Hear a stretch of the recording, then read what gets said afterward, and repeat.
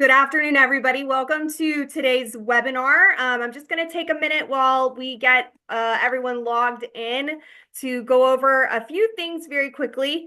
Today we have Pam Powers with us to do her pruning class, which I look forward to every year. It's so informative. Pam is a master rosarian. She works with the Arlington Rose Foundation and was just telling me before the class that she prunes 800 to 1,000 roses every year and has been doing that. Did you say for 20 years, Pam? More than Oh, a little longer than a that, but little longer. So she's really an expert on this topic. So I had a little bit of fun chatting with her about that. But just so everybody knows, if you are new to this is a webinar format, so it's a little bit different than a normal Zoom meeting. If you have questions, you're going to type those in. I'm going to open up the chat right now, but you can type those questions into the Q&A box, and we'll be taking questions towards the end of the class. If you have any issues, please feel free to send me a chat or a question. I'll answer it if I can. If you have a technical issue, if you have a rose issue, then Pam will answer the question. Um, we are recording this class, so it will be available on our YouTube channel starting probably tomorrow around noon. You can always log in and check for that. So if you have to leave early today, just know that's available to you. And I think that's it. Pam, I want to give you the full hour, so I'll go ahead and let you get started. Thank you so much, as always, for joining us. okay, you're very welcome. Thank you, Sally. Appreciate it. And good afternoon, everybody. It's time to prune, and I'm so excited about it. You want to start with my first slide there? Okay, so what we're about pruning rose bushes. I think David does a great program on pruning everything else, and but we're talking about rose bushes today. So welcome.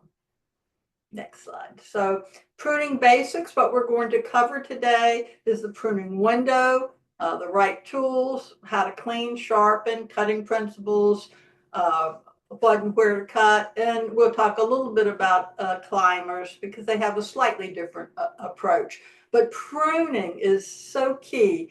It's essential to your plant health going forward. You want these big, beautiful blooms on your bushes, so you want to prune, and also you're telling the rose bush how to grow. So there's both cosmetic and design, but more important, you're pruning for health. Before we get into hands-on pruning here, I'll talk about our garden side pruning events. If you're like me, you get an idea or an understanding in webinars. A lot of people learn by doing. And so we offer hands-on garden side pruning classes where we demo, we help you clean your tools, and we prune, you prune different type of roses, with the help of experts. And we have coming up March 16th at Columbia Garden Cemetery Rose Garden on Arlington Boulevard, a 2-hour pruning demo and learning course. And then again on March 19th, Wednesday, 9 to 11, if you prefer, the morning times. And then we offer one at St. Agnes Catholic Church that's in Arlington as well. So those are hands-on garden side pruning events.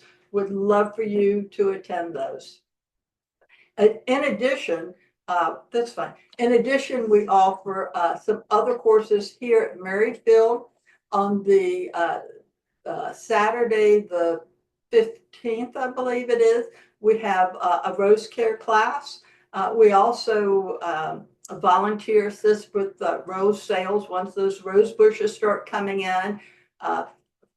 Maryfield Garden Center, Fair Oaks is what I call ground central for the best roses around. They sell them in 3-gallon pots, bud and bloom, and they're healthy and spectacular. And I hope you'll come and visit their potted garden. And then we have our rose show here, and that's on Memorial Day, Saturday, Memorial Day weekend on Saturday and Sunday, and hope you will bring your rose, the blooms that you've pruned for to exhibit, or just come and view the show. And that's going to be on Saturday and Sunday of Memorial Day weekend. You can become a member of Arlington Rose Foundation. We're a not-for-profit educational organization helping people in the DC metro area grow roses of their dream. Uh, and everyone's dream is different, but we will help you with the roses that you choose to grow. And you can participate in over 15 webinars and interactive events that we offer during the course of the year. We're a large, thriving organization. You can become a member online at arlingtonrose.org, slightly higher rates with processing fees. You can go to Zella with your bank and just transfer funds to arfinformation@aol.com, or you mail a check. And you see the address there. 1 year is a whopping $18, 2 years 34, and 3 years 48. And I hope you become a member. So we call this no fear pruning because that's exactly what it is. You know, pruning is sometimes counterintuitive. And, my goal is to talk through the techniques so we can go from the photo on the left to the photo on the right. In this, the photo on the left, it hasn't been, cut down. Our typical recommendation is in winter, meaning after Thanksgiving in this area, is to just cut down your rose garden by about a third. And that's just to give it some peaceful, serene look. That evenness will make it look, will help your eye kind of travel through the garden during the winter time. This one hasn't been cut down. It's cut down. And if you missed, your winter pruning, that's fine. But for spring, you want to do your surgical pruning. And that's our topic for today. That surgical pruning is, if you go back, yeah, that surgical pruning is all important. So it's getting from the photo on the left to the photo on the right with a great deal of confidence. Okay. So I brought in some potted roses for demo today, but I'd like to first start with the pruning window because it is approaching. So we try to do the webinars and the demos kind of to get ahead of it. In our Metro DC area, the pruning window generally starts, and it's always weather dependent, just like with the cherry blossoms. When are the cherry blossoms gonna bloom? So it's always winter dependent. But the days are getting longer. The ground is thinking about warming up. It's nowhere near warmed up, but it's sending signals to the rose bushes for that sap to start rising in the cane, and you'll see a little growth occurring as a result. But that pruning window here is generally March 10th plus or minus. To like April 5th or so, plus or minus, again, depending on the weather. But, quite frankly, you can prune. I've pruned in late June, early July before of knockouts that were completely out of hand and had lots of disease problems. And the first thing to do was to get the pruning right on them because they hadn't been pruned in a long time. And that was the reason for 90% of the problems. And they didn't like it. It's 100 degrees, and I'm pruning them, and that is problematic. But they sulk, and 8 weeks later they came back in full force and beautiful, beautiful fall bloom, health solved. But you do want to get your spring pruning done so you can enjoy the beautiful blooms that will hit this area mid-May to late May. If you're farther south, maybe 2 hours south, they're usually 7 to 10 days ahead of us, so they start a little bit early. If you're more in a city environment, you're going to start a few days earlier, on your pruning. So, and if you have a lot of roses to prune, you're gonna get an early jump. Okay. Um, so that's the pruning window. I'd like to talk about, cleaning, what tools you need and how to clean them.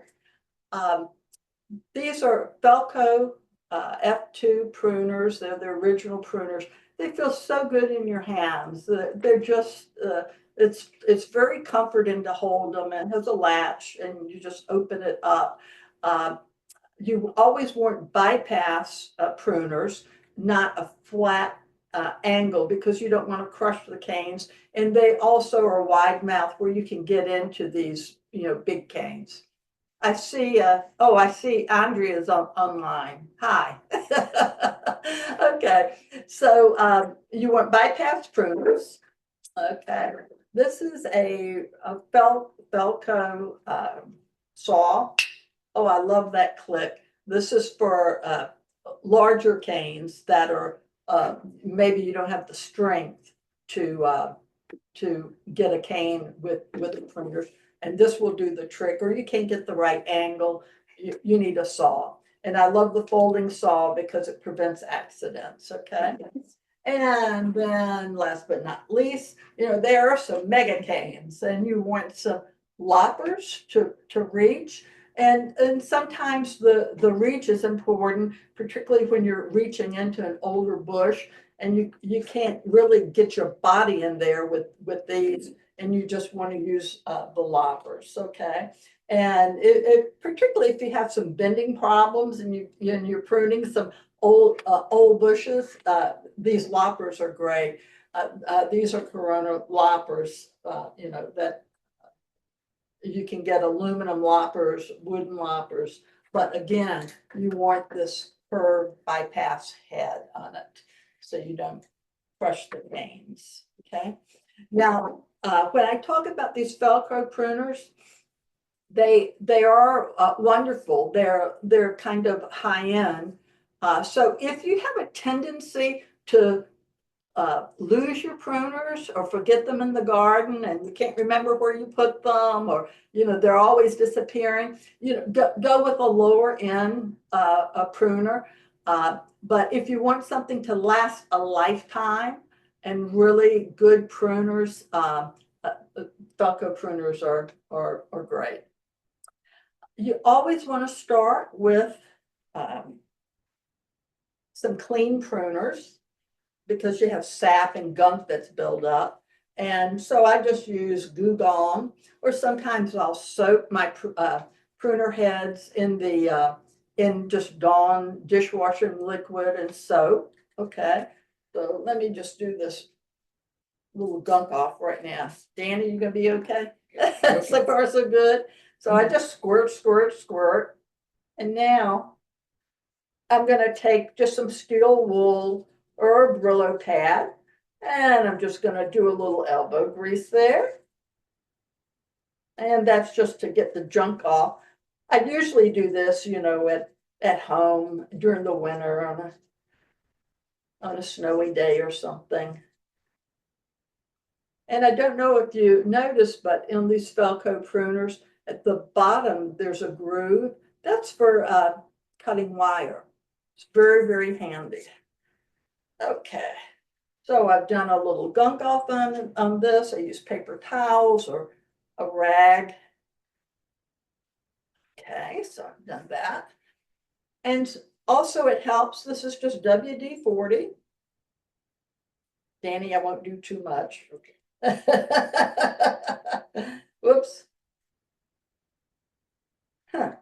Okay, none's coming out, but squirt, squirt, WD-40, and that just lubricates the joint. Y'all know what WD-40 is for.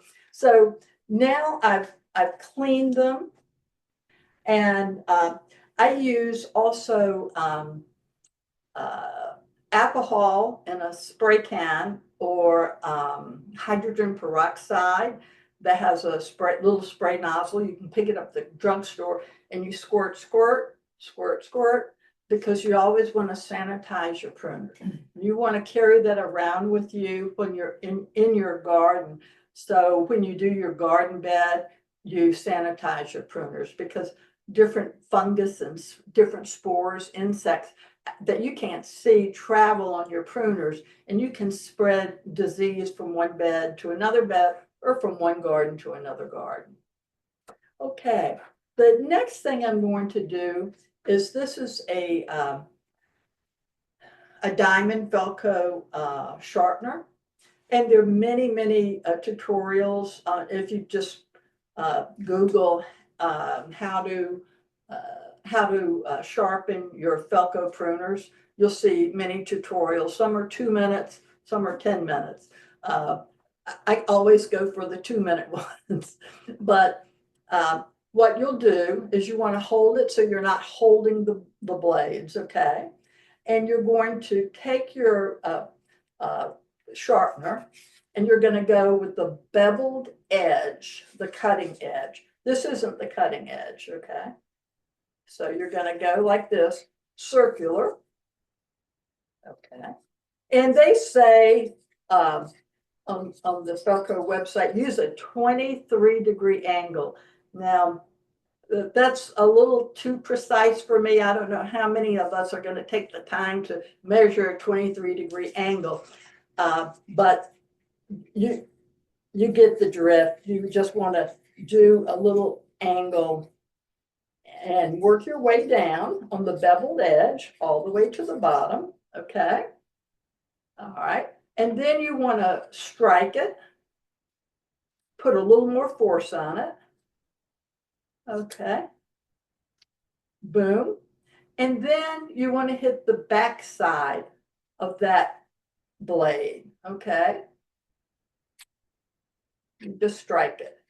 And that strengthens the blade. And you're trying to, this doesn't have any nicks in the blade, but you're trying to get nicks out. When you prune a lot, your pruners may have tiny little nicks in. So you're trying to get that ready. You don't have to sharpen it 100 times, you know, maybe 4 or 5 strikes will do. And this is really good to go, okay? And you can, these are brand new, so I don't need to sharpen these, but I sharpen my tools because it depends on use. People always ask, you know, how often should I sharpen my tool? Certainly, you know, if you have only have a few rose bushes, then you're not going to be sharpening your tools every day. But you definitely want to sharpen them, let's say every month. If you have a lot of rose bushes, you'll sharpen them more frequently. Okay, so sharpening depends on your use. Good deal. Okay, ready to prune? I am. All right, let's start with, so I brought some bushes in to share with you. And this is an en route rose that came late in the year, didn't get in the ground. So it's overwintered. And you can see this one didn't get, you know, cut back at all. So, you know, people will say, oh, no, you're not supposed to, you know, touch these little en route, you know, roses, you know, for a couple of years. Wrong. You want to definitely clean it up. And the thought is you want to get after dead, disease, dying, crossing, and spindly. And I always have that top of mind when I'm pruning. And then you want to apply that to an outside bud eye. And I'm not sure I can show you. So bud eyes are little protrusion all up and down the cane. And that's where new growth is going to come from. And also your new canes will come from. I think I want to show you a good example. Oh, maybe I can show you with this a little bit better if you can see it. So you can see these protrusions. So this is a bud eye. And they're dormant bud eyes all up and down the cane. And these are emerging bud eyes. And they emerge into a new cane and growth. So in any given rose bush, fascinatingly, these bud eyes, depending on the rose bush, they're equidistant around the cane, okay? So whether they're uh, emerging or leafed out or not, they may be dormant, but you can find them because you know where to look on the cane. They're wrapped around, they're embedded in the cane at kind of equidistance given that rose bush. So um, let's go back to this en route rose, which is, oh, Moonlight in Paris. Beautiful, beautiful, beautiful blooms. So when you prune, you want to see, you see I'm removing the mulch. If I, in the ground, they're really mulched over, for the winter. And so you want to remove the mulch because you're expecting the rose bush from the bottom up. You want to see what's going on here at the bottom. Okay. And then you look up and you decide, okay, how do I want this to look? And where are the best cuts? And how did it overwinter? And this one overwintered fine. But dead disease, dying, crossing, and spindly. So using that, okay, this is all spindly. So I just take it cane by cane. There's a bud eye here because, and I can see it, it's dormant. There's a bud eye here. And the rule of thumb is you want to prune to an outside bud eye, and that's to give the bush shape. If you prune to an inside bud eye, then your growth goes this way. So you want to be sure it's going a more box shape and you get that shape. You don't want things crossing. So I see an outside bud eye right here. And see, all this is considered spindly. I could prune here because this is an outside bud eye, but I see something coming up here, so it won't be an outside bud eye for long. So I'm just going to make a cut here. Okay. And I prune not only by sight, but sound. And you probably couldn't hear that, but that, oh boy, that's music to my ears. That's a nice cut. And I see very healthy, creamy growth. If I saw something brown, I would, boop, I'd go below because you want good growth. Okay, next, this is long and gangly.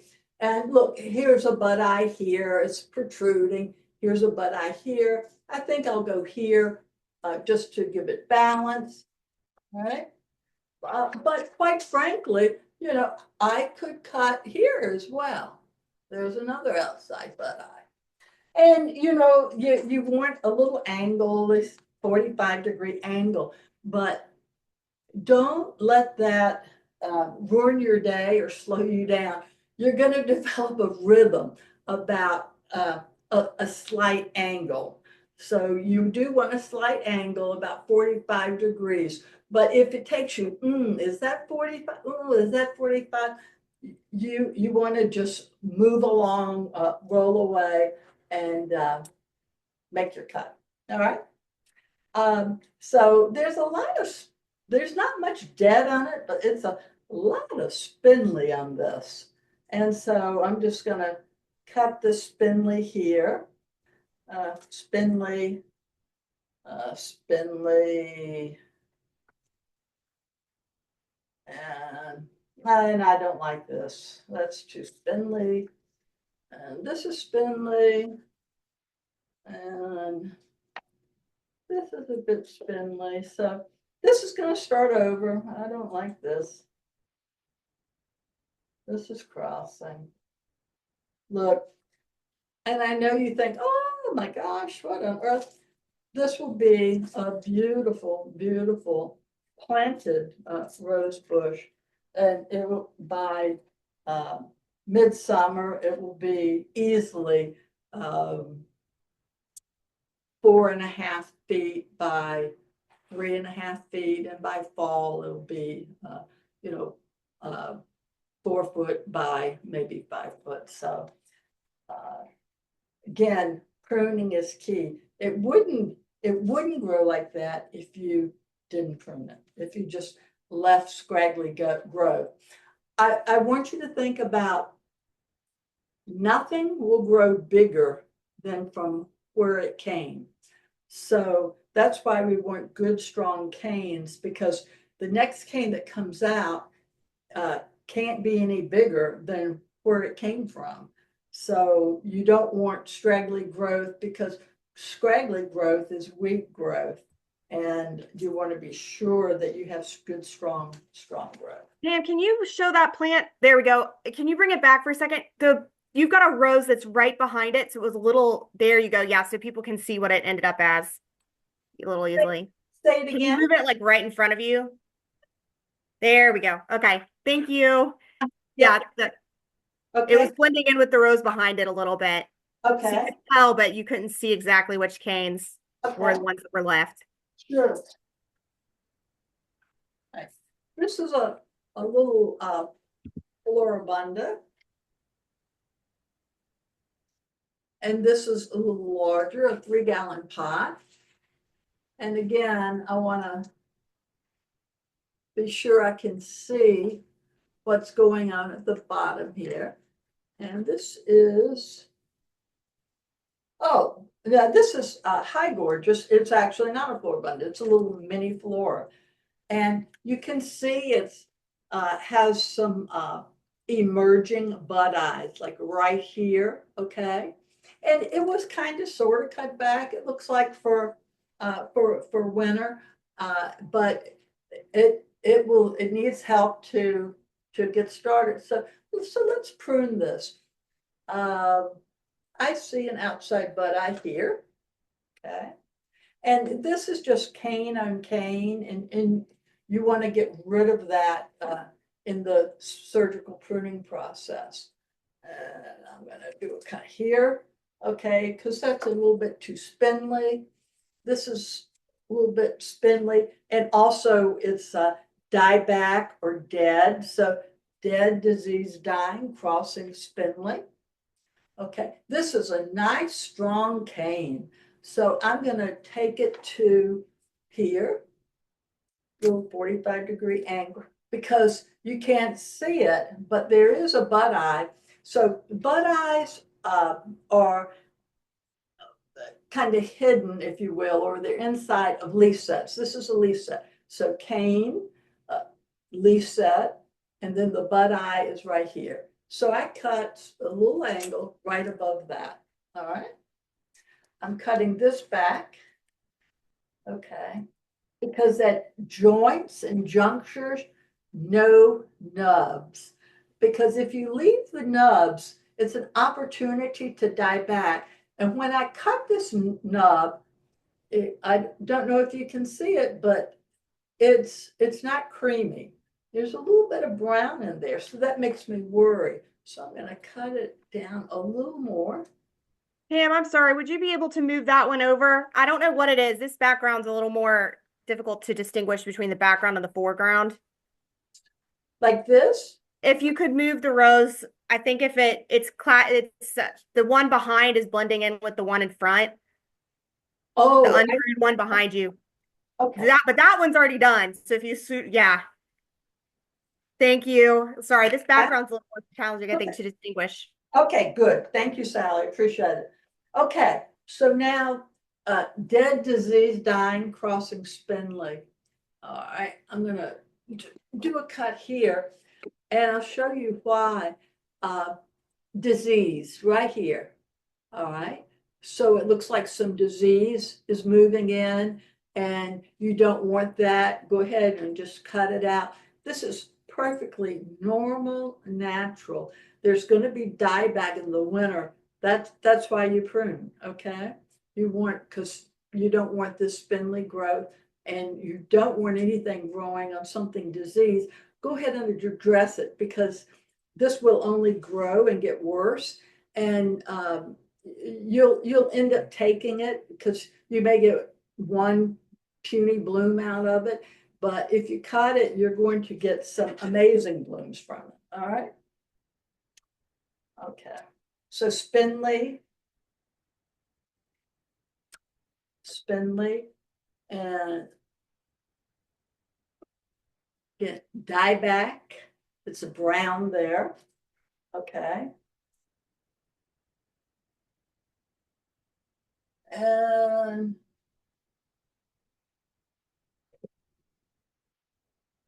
dieback. And I'm going to go ahead and take this because it's crossing. And sooner or later, and I'm glad I did, it's not as green as and creamy as I want to see it. It was crossing that cane, and when the winds blow, you get this friction, and it creates an opening and an opportunity for diseases to move into that cane. So you want to try to address those. So let me just get this little thing here.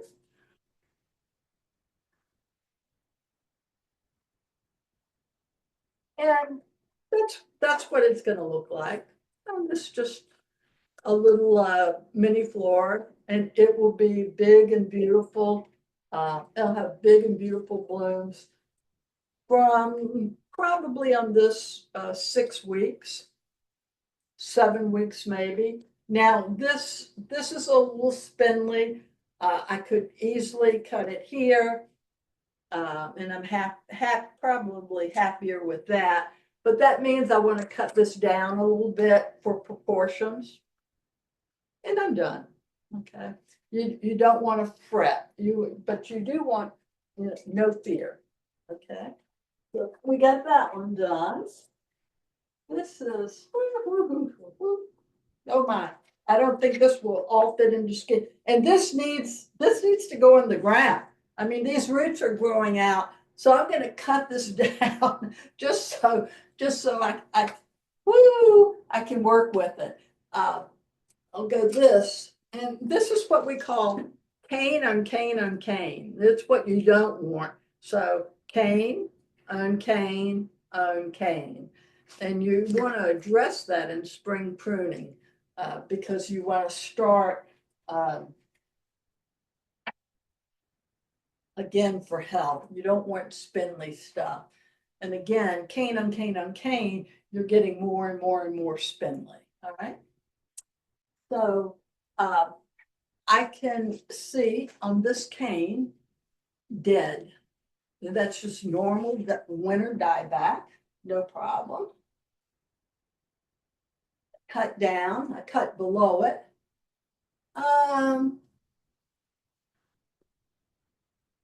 But I need to go lower because it's not as creamy as I want to see, but that's a good cut. And I can hear the cut. And also, you can begin to feel when you've got something that's turgid and fresh and healthy versus something that's dying back.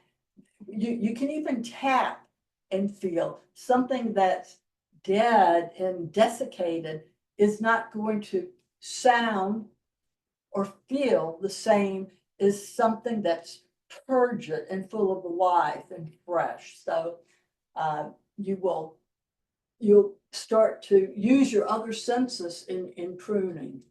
Okay, so I'm just taking this down. This is okay.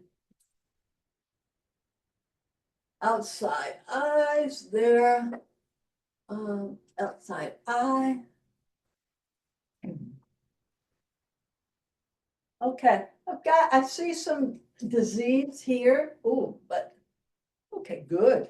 Yeah, that's good. So I cut below that disease. There's a little dieback here. And then Okay, and this is a hybrid tea. This is a Philosopher Rose. It's a great hybrid tea, but I see, whoop, I see some infection moving in. Okay, keep my label, but if you see that's an infected part, and that's part of your pruning, dead disease dying, okay, and infection is going to move, quickly. It's a compromised cane. This cane here is spindly and compromised, and this is cane on cane on cane. So we want to take it down. Now, this rose bush, when it's planted, this it will be planted here. The bud union is level with the ground. And so this looks in fairly good shape. I think I would even this out just a tiny bit. I cut to an outside bud eye there. I want to be sure that this is good. Okay, that looks good. And I think that's good to go. You see the creamy cuts there. I don't see any brown. And again, there's the bushes are going to be cut at different heights depending on their health. Okay. On how they overwinter. Okay. This is moonstone. Again, this has been overwintered. This is a great rose bush. Rose really tall, moonstone. And okay, take this off just so I can prune. This has some dieback. And sometimes, some roses are a little more winter tender than others. Moonstone is not really winter tender, but it does die back, but boy, does it come back and it rewards you over and over and over. So again, I'm going to look at dead, diseased, dying, crossing, and spindly. If you can see dead. Now, I know you say, but there's a little cane here. Okay, yeah, there's a little cane, and it's got a few buds. So the buds that are any kind of bud eye that's emerging now, it's doing so based on sap reserves in the cane, and they're rising. And so it's what I call last gasp growth. All right. And it's not going to continue because this cane is dying. And so this whole thing will be a goner as soon as hot weather sets in. And this is spindly. You always want to get rid of this last gasp growth. And this, if you can see this is dying. So I'm going to cut below it, but how far below it? Ooh, depends on what you see. Okay, that is not a good cut. That is dying. Okay, so I have to go a little lower. Still not as good as I want to see. So I have to go a little lower. You see, it's a little bit of a method. Okay, so now I've got something I'm okay with. All right. Now let's look at this next one. I see dead. Okay, that's an okay cut. I see dead. That's an okay cut. I've got some spindly growth here. Spindly growth. Okay.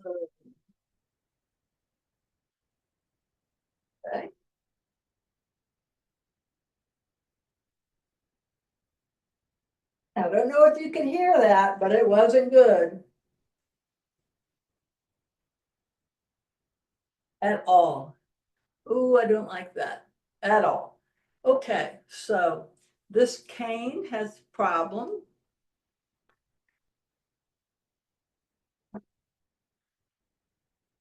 still has a problem. It's just not healthy growth. Okay, that's better. I think I got it. The bush tells you where to cut. Okay, that was spindly.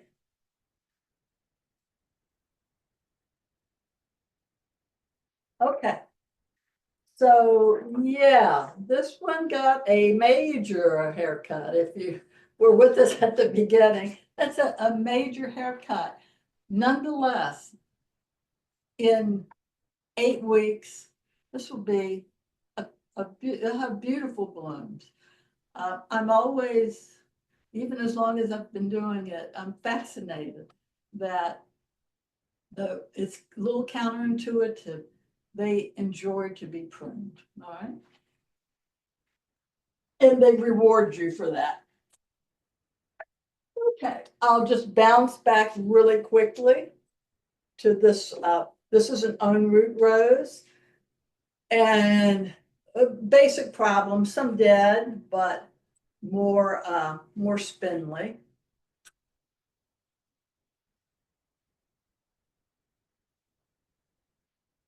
Dead, spindly, spindly. I can leave this, take this, spindly, spindly, or, okay, so you see how that shapes up. I could be happy with that. I have no problem with it. I take that off. Or I could take like that. And that's how that shapes up. Doesn't have to be time consuming. Again, dead, disease, dying, crossing, and spindly. And that applies to all your roses. Never, if someone tells you, oh, you don't want to cut, your unroot plants, for a couple of years, that's not good advice. Dead is dead. Dying is dying. Okay, disease is disease. You want to get rid of that. Okay, and spindly isn't going to yield you anything. Crossing, you don't want canes rubbing against each other, so you want to try to mitigate that as much as you can. Sometimes your cuts on the newer rose bushes will be a little more gentle, but you want to address any crop disease problems, okay? Because again, pruning is about health and maintaining that health. Okay, so I've pruned up all of these, but I didn't bring a climber. It wouldn't fit in my car, but for climbing rose bushes, it's a tiny bit counterintuitive. You want to be sure that you are always getting growth from the bud union or from the bottom. And to do that, these big canes kind of take over.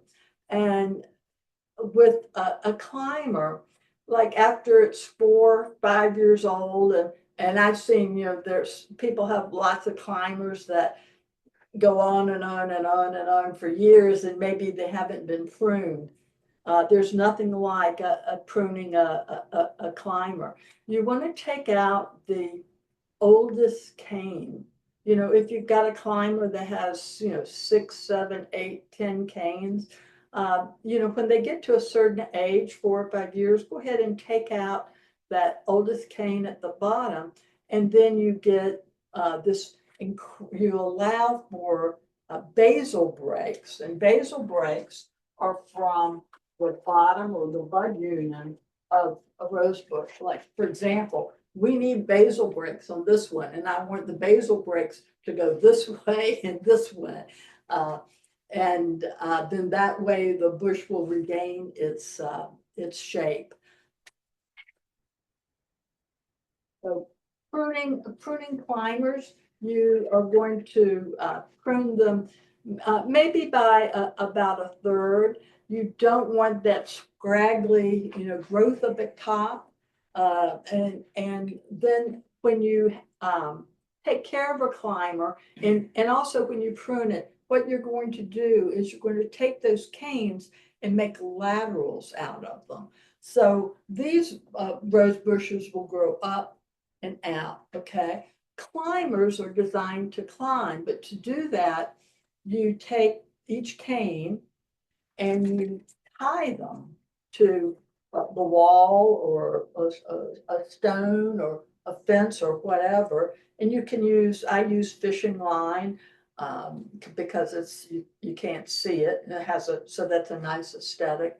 And you just bend the cane, and climbers are typically have a lot of flexibility. You bend the cane so that the growth just occur on the end. The growth occurs on all these bud eyes, and you get that lateral growth. And so instead of on the end, you get growth here, here, here, here, and you get a really showy display. And that's how you're pruning, but you're tying and you're setting those canes up for success in the spring. And you do a little more gentle pruning on them, but you're still going after anything dead, disease, dying, crossing, and spindling. So that's it for climbers. Maybe we can go to questions if there are any. Yeah, we absolutely can. Everybody, please feel free to send in those questions now. I think based on what I'm seeing, we're probably only going to have time to handle questions that are specifically related to pruning.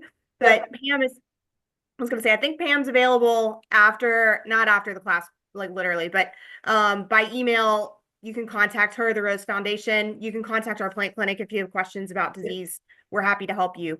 Yep. Okay, am I accurate on that? Okay, good. Okay, so here's our first question.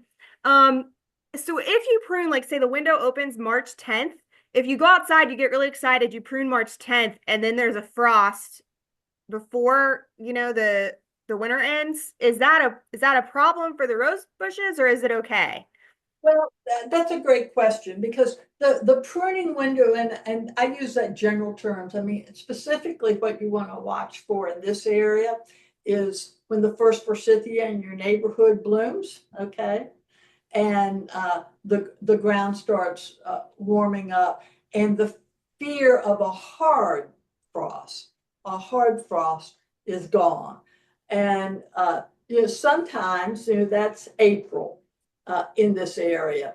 So what happens is, if you only have 3 rose bushes, my message is don't be in a hurry, just you have time. People called me. We had a few warm days in February. Oh, I'm going to start pruning. I said, no, no, no, no, wait. There's no need. You've got 10 rose bushes. Just hold up. So if that pruning window will open, you have to watch the weather, and you don't want to do it if there's fear of a hard frost. And it's always good in the neighborhood to wait for the first forsythia. But you do have to, I mean, you do have to start. So I use March 10th kind of as a general term and April 5th because that's the range, but there's specific, signs to watch out for. So Okay.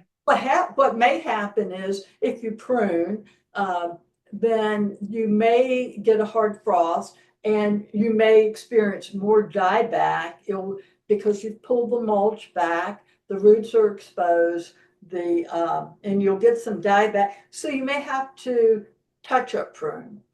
I touch up prune every time I look at a rose bush. So, uh, but you should just be aware of that. It will nip. A hard frost will nip your bush. Um, so be on the lookout. Okay. That actually leads one thing you mentioned into our next question. We had a question about at the beginning, you were showing you were removing some of the mulch from the base of the plant. Is that something? So I think you said you mulch over the plants in the winter. Is that something you recommend you remove the mulch at that point once you go to prune? Yeah, so in this area, and again, mulch is insurance, all right? Because some years you need it and some years you don't. You know, you could have done without it. But I mulch mound all my roses, and that's an insurance. And so because you have to look at the base of the bush to see what's going on, I'm pulling the mulch away and I'm creating a well. So that mulch is still there. And so I'm letting the base of the bush and the mulch dry out because it should be a little bit wet, okay, because it's retaining the moisture. So it's airing out and it's creating a little well. And then I'm kind of just spreading that mulch to other areas in my garden bed. Uh, I don't replace my mulch. Some people do. And some people do because maybe their bed was a disaster and it was full of disease and that's lurking in the mulch and replacing it as a way to control that disease. I have a different approach, and that is I mulch, I keep my mulch, I pull it back, I use it within the beds, what didn't break down. But my rose beds I sanitize, you know, I'm always making sure I have a clean bed so I don't have a quote unhealthy disease mulch that I have to uh, replace and remove. Okay. Next question. Is there ever a chance that too much is being cut off? I've normally heard them say that you only cut 1/3 of something. Does that hold true for rose pruning? Based on, No. no. Okay. A cosmetic cutback in the fall, we usually cut them back by 1/3, but we're talking surgical pruning. And so you could see, I mean, if you have a dead cane, that those general guidelines are sometimes, you know, too general. You know, you've got to apply um, pruning rules to that and some critical thinking to it. But dead, disease, dying, crossing, and spindly, it could mean you take a whole cane out or it goes down, you know, lower. But no, no, I don't subscribe to that, except in the fall pruning when we Okay. do a cosmetic cutback. Okay. So for cosmetic purposes in the fall, that's Yeah, fine, yeah, but yeah, not for surgical in the spring. yeah. Okay. You got it. Um, Next, let's see. What are dog legs or stem on stem? I read in my American Rose Society magazine that hybrid teas should not have any dog legs on them after spring pruning. Yeah, okay. Is that cane on cane? Is that dog Yeah. leg? Okay. So this is a great example of dog leg. Okay. A great example of dog leg. And okay. Okay. And this is a great example, and we talked about it as I was doing it. Cane on cane on cane. Okay. Here's cane on cane. Okay. Cane on cane. And see, it just gets spindlier and spindlier as you go. You don't want spindly. So cane on cane. This is an example of dog leg. And the one thing, very scientific term that I truly love. Um, well, we're pretending, you know, if this had another cane here, hat racks, no hat racks. Okay. So that's what spring pruning is all about, because you'll get lots of new hat racks and lots of new blooms if you take the old ones out. Okay. Next, how can you tell good branches from rose suckers when you're pruning? Okay. Yeah. Um, so rose suckers are going to come. They come from below. Okay. So again, bud union, cane, uh, bud eyes, okay? So rose suckers, if there was a sucker on here, which it's not, it would be below the bud union. And suckers, you can generally spot them from, 50 paces because they have a different appearance. They're usually wispier and they certainly feel different. And they don't have bud eyes. They're not going to produce any blooms. So they're going to come from below the bud eye. And the suckers, and they're a little hard to deal with. Uh, if you cut them, they'll just come back. You actually have to twist them and you have to twist them out. So, and the way you get to them, you've got to be sure your mulch is removed and you just twist them out. So there's some characteristics that says, hey, I'm a sucker. And when you move the mulch back, I mean, that's what you're looking at because some plants will sucker and it's okay. You're just going to remove them. Okay. Let's see next. Do you recommend sealing the cut canes with Elmer's glue or some other sealer to prevent rose borer? Yeah, so a couple of these have cane borers, and I've got my premium wood glue here. You want wood glue. And what I do, if I have cane borers, and sometimes in big gardens, you may have cane borers in a patch of your garden, or you may have a year where you really riddled with cane borers. Certainly in the pruning process, you cut them out and you cut below, where they reside. And because their goal is to eat the pith and the cane and of course make it unhealthy. But I always have, if I have that problem, uh, just this, and I just doop, doop, anything, larger than a pencil, and I just seal it. Okay, and that prevents the cane borer from getting in, and so that's the natural deterrent. Okay, okay. Yeah. Oh man, you guys, we have so many good questions and we only have a few more minutes.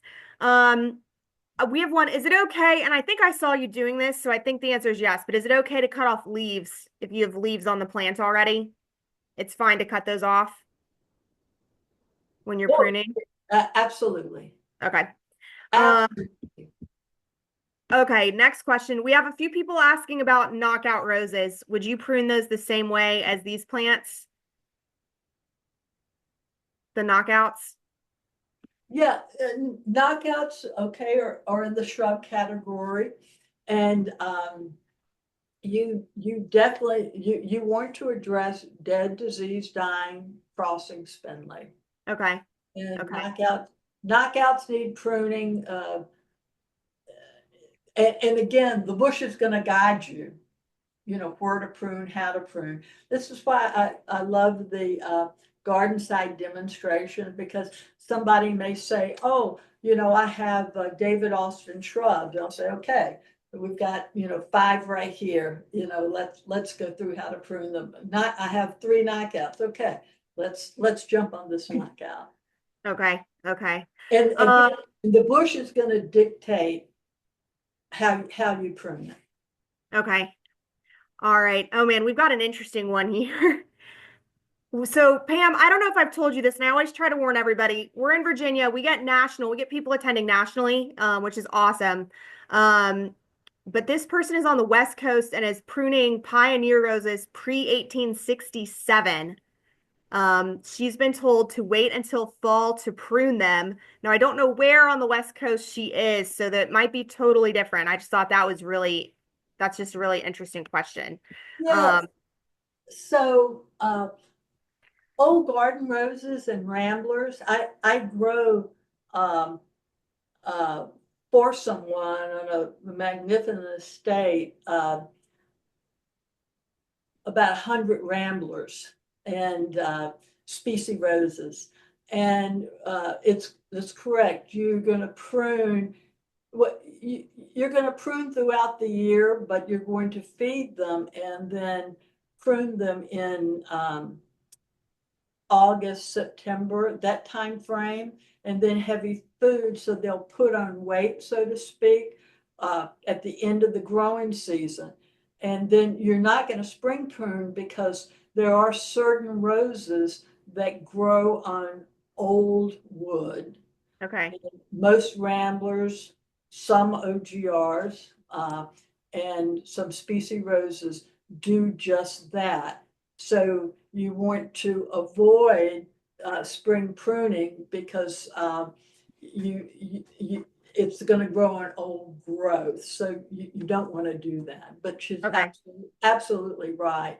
There's a time for everything. So what we're doing today is we're doing remounting roses, or those that continually bloom, or we get, 4 flushes of bloom. We're not addressing climbers or species roses. Okay. All right, y'all. I'm so sorry. I know we have a lot of questions. There's just more than we can take today.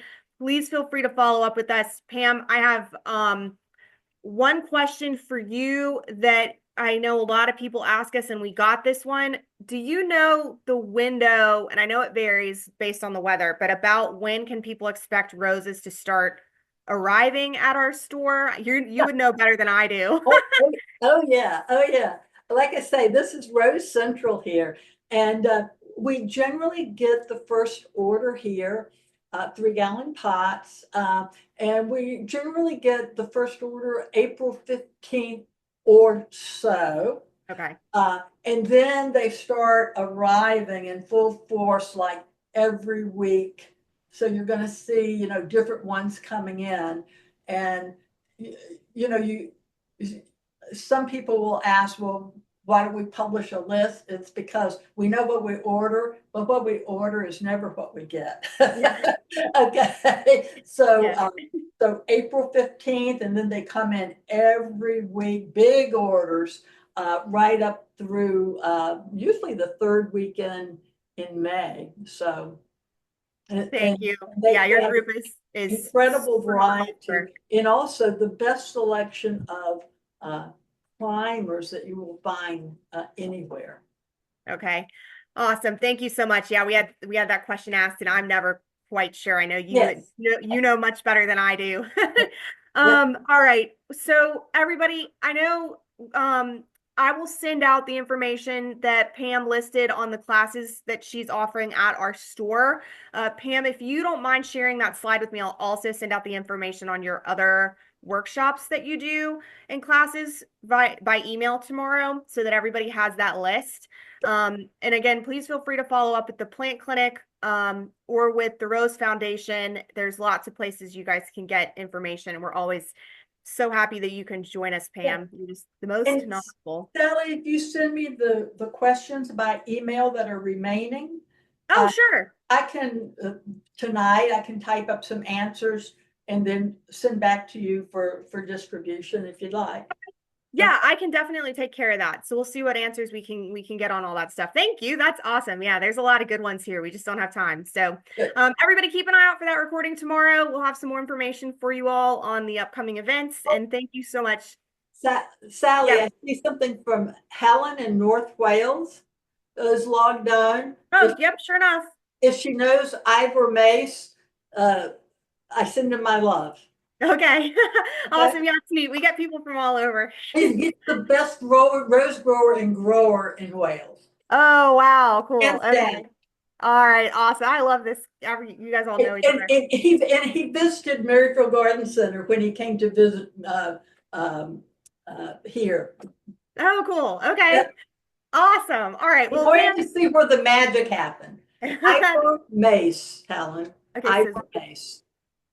Yeah. all right. Cool. All right. Well, thank you so much, everybody, for joining us. Yes, this will be archived on our YouTube channel. And everybody have a great afternoon, and we'll be following up with some information for you all tomorrow. Pam, Good. thank you, as Okay, always. thank you. All right. Appreciate it. Bye. Bye-bye.